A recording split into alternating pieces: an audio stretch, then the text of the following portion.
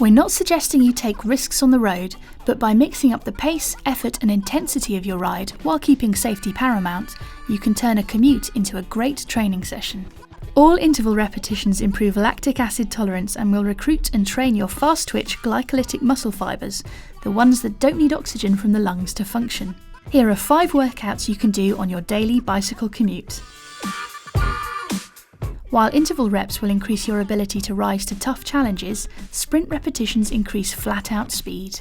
The difference is in the length of recovery between efforts. With the sprints, you should leave between 5 and 20 minutes between bursts, whether that's a sprint up through the gears from the lights or chasing down that Fakinger on a single speed up ahead. Intervals are a series of all-out efforts with short recovery periods in between, so this could be a series of lights or junctions that you sprint away from. Translating as speed play, the Fartlek interval, stop laughing at the back, relies on randomly occurring and lasting efforts at about 80% of your maximum and works your body's aerobic and anaerobic systems. On a commute, this might mean sprinting away from lights or junctions, trying to keep up with traffic for 30 seconds before backing off, or until the next red light or jam makes you stop. Repeat this in series of 3 to 5 sprints, varying the length of sprint and the length of recovery in between. Structure your intervals as with sprints or fartleks, but stop changing up the gears early as you speed up and add the extra pace with pure pedalling speed.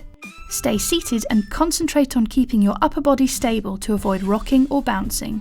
Aim to spin up to around 100 RPM or about 10% higher than a normal pedalling cadence. This workout improves your core strength, pedalling technique and cadence at all speeds, as well as your endurance and acceleration too.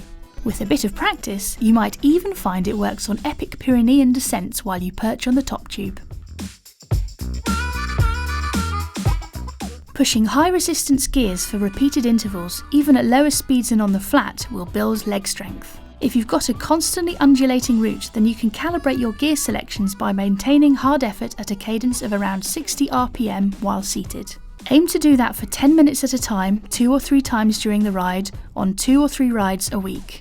Abandon the effort or slip down a gear or 2 if things start hurting in a bad way, and be aware of how your manoeuvrability will be affected in traffic. Born of BikeRadar's own forum, in a thread that now has over 3,000 pages, silly commuter racing rewards or punishes riders whose speed doesn't match their outward appearance. Drop a Team Kit roadie while wearing baggies on your MTB and you'll acquire points. Get dropped by someone on a shopper and you'll lose some. The full rules and mythology are available at itsnotarace.org, so head there if that sounds like your cup of tea.